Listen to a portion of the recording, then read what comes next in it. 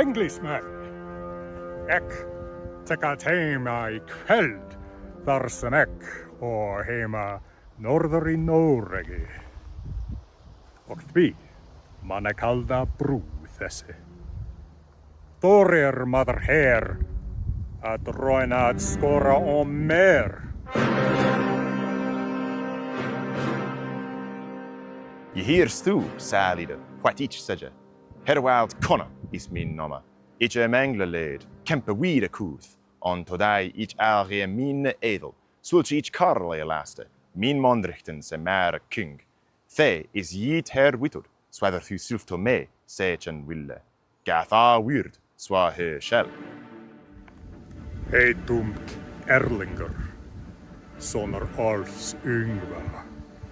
Orthimeni I Rogalande. Heb skorat om morgonmanne och sekretär. What svantumätan Haralder. Ich habe merde felle on gunnen on juchte. Mit Tottenhammingen is was. On mit Bauwaren. Thar ich achte sies je wild. On thas je Bundesligen. Thars mardallar milli. Megin skurdar. Ligger skurda.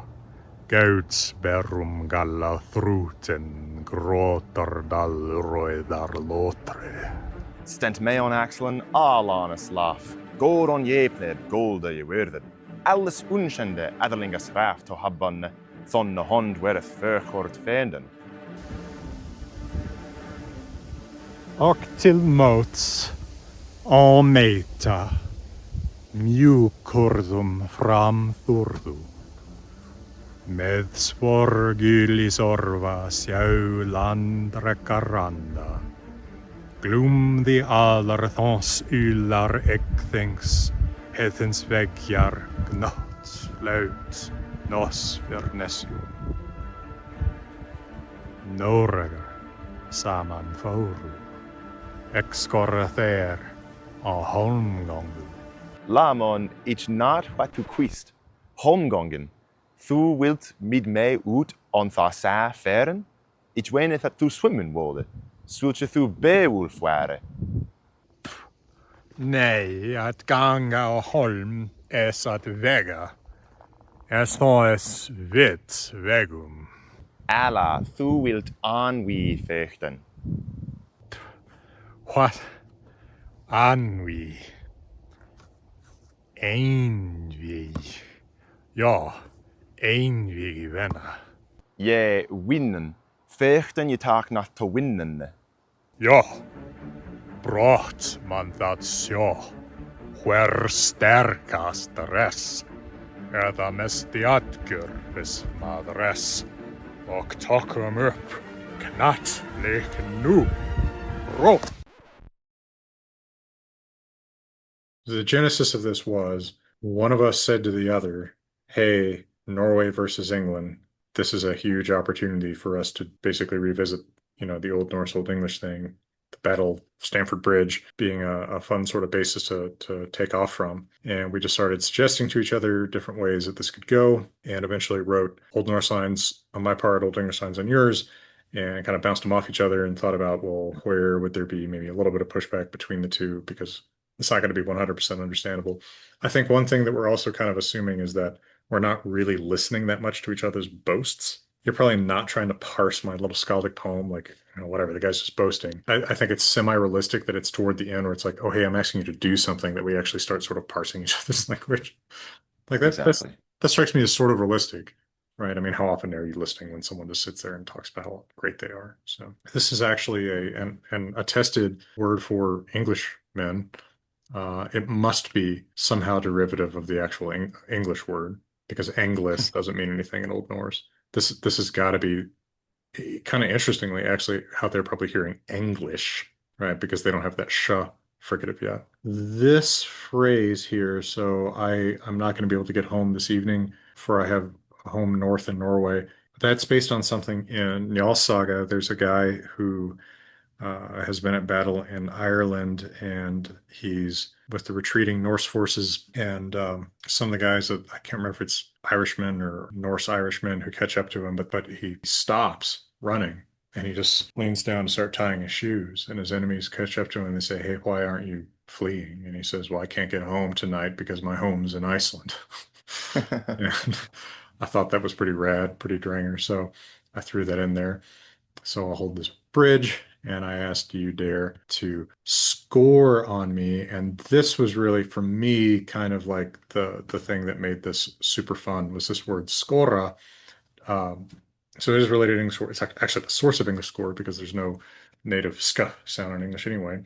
Um, but score is originally, like carve wood, right? I'm scoring. So when you score in a game, someone has tallied just right, one, two, three, whatever. But it's also for some reason, I'm not really sure why this is, the idiom for challenging somebody. But it also looks like score a goal. Yeah. So so we're kind of like I'm deliberately enjoying using it with this double meaning where, will you score on me, i.e., challenge me to a duel, but also do you want to dare to try to score on me because I'm, it turns out, famous soccer player slash Dringer Viking Erlinger. So then we switch over to you. Yeah, so this is a patchwork of quotations. I begin by saying Hírst thu Sally Hwatich Seja, which is what the Alderman Birknoth responds to the perhaps Norwegian messenger at the Battle of Malden. The messenger asks if they want to pay off the Vikings to go somewhere else. And Niemand frieth at us, which basically means like we'll have a tentative peace treaty as long as you just give us some money. Birknoth, who is obviously going to reject this offer, opens his speech by saying, "Do you hear, O sailor, what I say or what this people says?" And I think it's funny that he calls the Viking a salida, literally a Hmm. sea traveler. So I use the same term here.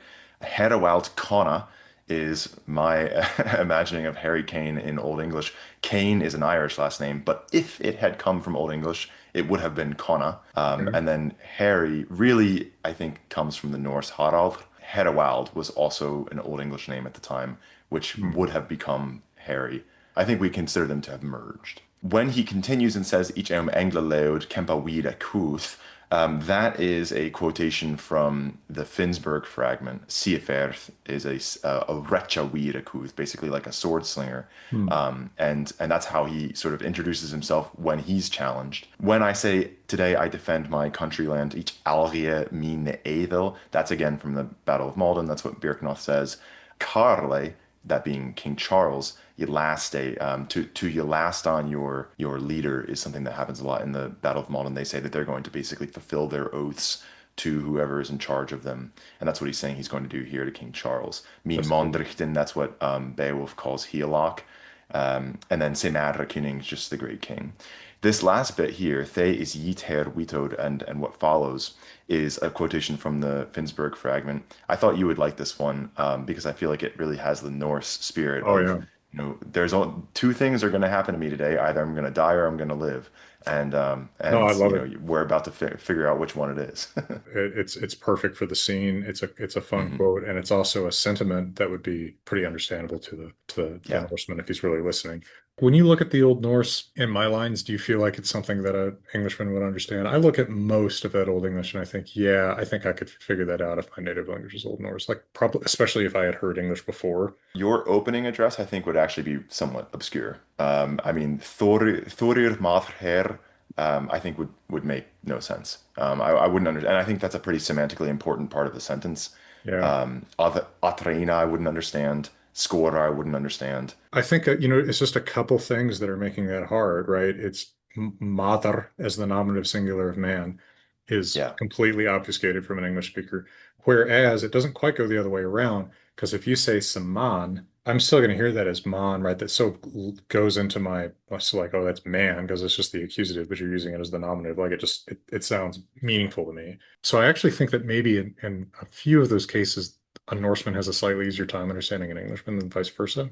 Maybe, maybe not. I mean, like supposedly that's true of Spanish and Portuguese speakers that one of them understands the other better than vice versa. I believe it's Portuguese understand Spanish better than the other way around. I kind of wonder if you've got a situation like that. But I mean, another thing that's really messing with us there is, we have so many R's from those old Hmm. Z's, and like that's not necessarily going to be cleared, but between us, right? That some of your S's are my R's. Yeah. Like maybe if one of us had spent a lot of time around someone speaking the other, like you could have kind of picked up on that. But like, is this verb in Old English? Do you have like thorist or something? No. Okay. Yeah, so I think Yeah. that actually, since we're not trying to make this super analyzable for the other, we're actually trying to speak fairly naturally. I think that it's actually not amazingly super understandable. I think we're two people at kind of just the the edge of understanding each other more than we are actually Yeah. understanding each other, probably. I should say that what I'm saying would have sounded pretty like comically archaic to someone in mid 11th century England, Okay. especially like the "Te isi te ruito." Like that's probably several centuries old, that sentence, by the time we get to the Battle of Stamford Bridge. It probably would have sounded similar to how, like, King James English sounds to modern English speakers. So, but you would have expected that to actually make it more intelligible to a Norse speaker as opposed to less. I think the more northern and the more archaic your Old English, the easier it is for a Mhm. Norse speaker. I Yeah. think that a West Saxon and a Norseman are much less likely to understand each other effectively. In the video that I did with Simon, the conceit was that we were in like Sherwood Forest in 900 or something. But that was actually a better setup for understanding each other because then I'm speaking Old Danish, which also doesn't have some of the changes that make West Norse seem more different from West Germanic in some ways. And he was speaking a more northern dialect, so he had some forms that were a little bit closer to Norse too. I This would be is, remiss if I didn't mention the last sentence, by the way, which I'm now realizing I oh yeah, skipped no. over. That Gath a wir Zwaheo shall, very famous line. That's the end of Beowulf's first boast to Hrothgar, and it just means like things go as they must. It seems like a good way to end a boast. Oh yeah, I really like it, and I love the allusions you're making here. And by the way, I mean just to show folks some of the differences here, if I say that in Old Norse, you tell somebody that those are the same, and it's like, okay, I can see it.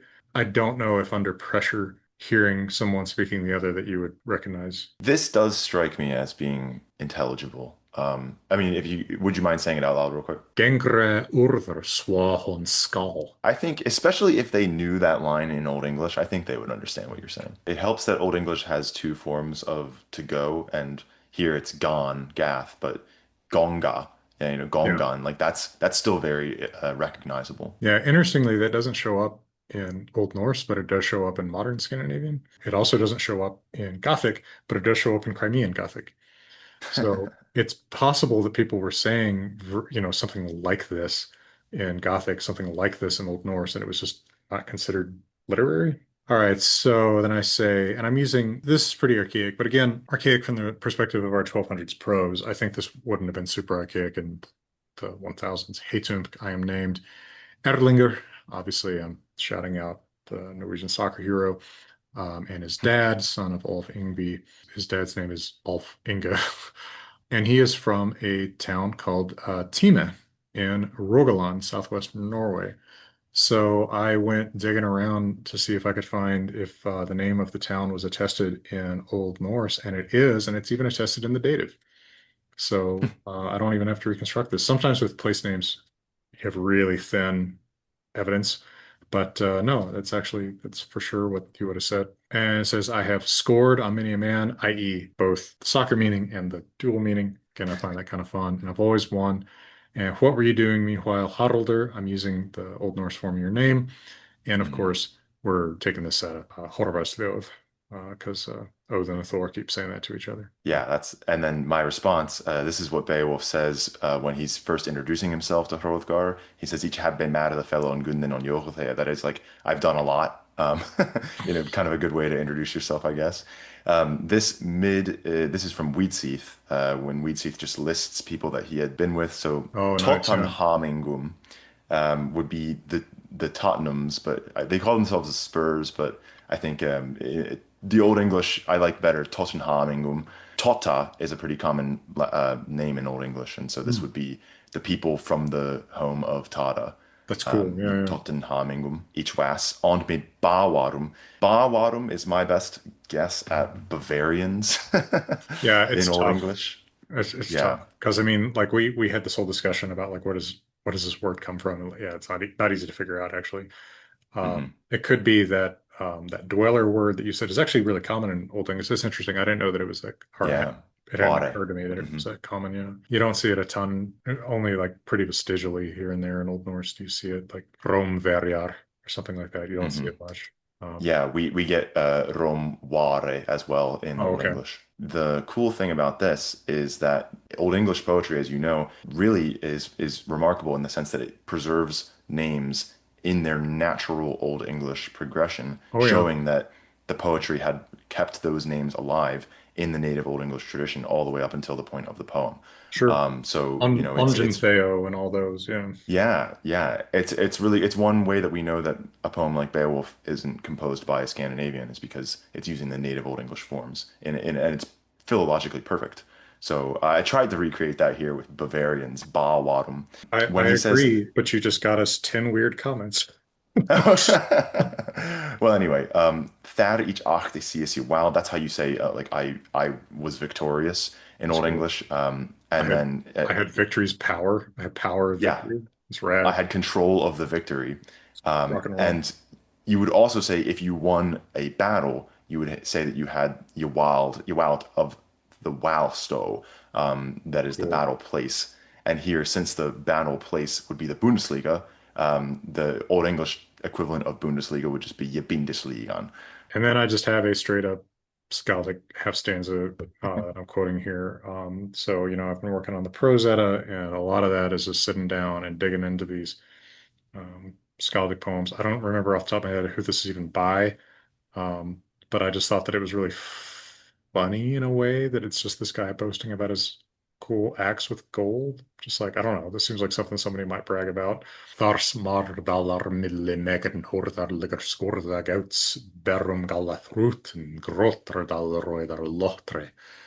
And actually, Snorri cites this poem because of the kinning for gold, which is the weeping, the grotter of Mardol, which is one of Freya's 5,000 names. Yeah, I decided to take your lead and basically just do the same thing in response and quote Waldere. But in Waldere, he talks about his father. Walder's father is Alfere. So he says, here on my shoulders is the Alferes laugh. That is the sort of Uh, legacy of my father, referring to his raiment, but sure. also like, figuratively metonymy, his father's legacy. So I had to find someone who had a vowel beginning their name in order to replace that for the example. And Alan Shearer is a good example. He is the record holder for most goals scored in the Premier League, and he was a great striker for England. So Harry Kane is carrying on Alan Shearer's legacy by wearing the number 9, same number that Shearer wore. Oh, same number So I'm that just Erling wears. yeah, Battle yeah. of the Nines here, which is sort of old dramatic significant. Well, I thought it was cool that, you've got a boast about a weapon, Yeah. but the Old English, at least from what we see in Beowulf and Waldere and similar poems, they liked to boast about their armor Yeah. um, quite a Yeah. I mean, lot. and that does strike you as like very Old English in a way, right? Like, yeah, sure, they talk about their armor in Old Norse, but no, but it's much more like bragging about your sword, your axe, your spear, or whatever. Like this Right. actually feels culturally appropriate, the two different boasts. After that, I've got a long, complete Skaldic stanza here. This one is actually from pretty close to the exact time of the battle. Although this is not from England. I think I got this out of the saga of Haraldur Sigurdsson, Haraldur Harðróði, the hard ruler, the one who fell in 1066. But I think this refers to a battle in Norway itself. But I just thought this was kind of rock and roll for, Team Norway. Og til móts og meta mjúkorðum fram þórðu með svorgölið sorfa sjálandra garanda. Glumði allarþoss yllar eggþings heðins veggjar gnótt flátt nos fyrir nessjum Noregar saman fóru. Excorathère, or Holmgongum. So when 7 leaders surged forward upon their ships to battle with this raven feeder, all Norway roared when the lords of battle came together in the Congress of Blades. Enough corpses floated off the peninsulas. I challenge you to a Holmgang, which of course Yeah. is unusual from an English perspective because, and we're kind of playing into this, well, what do you mean, right? Yeah. A duel in Old Norse, the normal word is holmganga, which is walk on an island. because they Yeah. would use these little river islands as the space, right? That's like your ring that you're not supposed to back out of. But that doesn't necessarily make sense. So home is actually more like water rather than the island on the water for you, right? Yeah, it's water, it's the ocean. It's so It's what I again? respond What? That's water, all right. Yeah. So my response is actually a Bible quote. This is when Peter is being accused of being one of Jesus's disciples. He responds, "La mon na tu Christ," which I think is just a great line to have. Like, I mean, it's a good translating it is difficult because "la" doesn't have a modern English equivalent. Doesn't mean low, I was going to say which that actually isn't comes from low. look. No, that's a shortening of look. Okay. La, it was kind of like a distress word, and sometimes it was like a Hmm. question word. It might just kind of mean like damn here, Yeah, sure, or sure. Yeah, or like that's I think that's is how I translate it. Yeah. that's so interesting that you've got that interjection there, right? Like Hmm. it seems extra conversational. The Old English, is this the Lindisfarne Gospels? Is that This is, yeah, Aldred, and this is one of his more natural glosses. Some of them can be a bit stilted, but this one he just okay? went through the entire sentence. I was going to say that seems really fluid when you're used to reading, Wolfula. It's like Yeah. that's I like it. Yeah, well, anyway, it's a good way to say I have no idea what you just said in Old English, which we need that a lot when we're talking in Old English. Holmgången in Old English would really make you think of like walking on water Yeah. or like going out on the water. It would probably, if I had to, I would have probably guessed like going out to row, like going out to fish or something like that. But in context, that's clearly not what you're asking. So I just ask, do you want to go out onto the sea with me? I think that you want to swim. And then, I'm thinking contest here, swimming contest, what is the swimming contest? Beowulf and Brecca. So Yeah. I think that you want to swim as if you were Beowulf. Yeah, so no, I gotta explain. No, to walk on a island, it's the fight. It's when we two fight. Yeah, and I think here our understanding is that I'm going to understand uh, Vega as Wira or Wiran, which would be, to fight in Old English. And once I understand, then it's Allah, which is probably how they would have said like, oh, we Yeah. don't know. No one ever wrote that in a text, but it is always translating Latin "oh," which I think that means that it kind of was that just that kind of sound that people make. Allah, thu wilt ennui vechten. That is, you want to fight a duel. So then what? Ennui. Yeah, so I think this is something where if I've been around enough Old English, I'm gonna say, okay, your long A is my EI, and Hmm. then your W is my V, on week, ain V. Oh yeah, yeah, ain V better. Yeah, yeah, yeah. We're Yeah, gonna work. We're gonna prosecute the single fight, the on week, ain V. And I think we can kind of infer that probably we have heard each other's language before. These are not two yeah, people who are totally new to hearing the other. This verb, of course, this English fight. I think this is related to Latin like pectare, right? Like pluck. that checks out sound-wise. Yes, I know, because Grimm's Law. But it's only in Westermanning. I don't know that actually Old Norse speaker would. There's nothing to pick up. There's nothing to compare the two, right? The verb doesn't even exist, even in a different meaning. So Yeah, actually, fight might be pretty confusing. Hence the next bit there. yeah. Once you hit vinna, that's pretty obviously winnan in Old English, which doesn't really mean to fight. It really means like to contend, to struggle, and but in poetic contexts, we see it used as metonymy for like a fight. So Yeah, it's pretty understandable, I think. yeah, same. It wouldn't be a normal way to just say just fight, but like yeah, Mhm. struggle, work, do even prosecute. And then I haven't got it glossed here, but feochtan yatagnath to winnan, that's just how an Old English speaker would say, like, yeah, it means to fight. And that's reasonably understandable. Teknar instead of Oh yataknar. yeah, And we don't have this, this suffixed infinitive thing, right? And of course, the infinitive marker is different, right?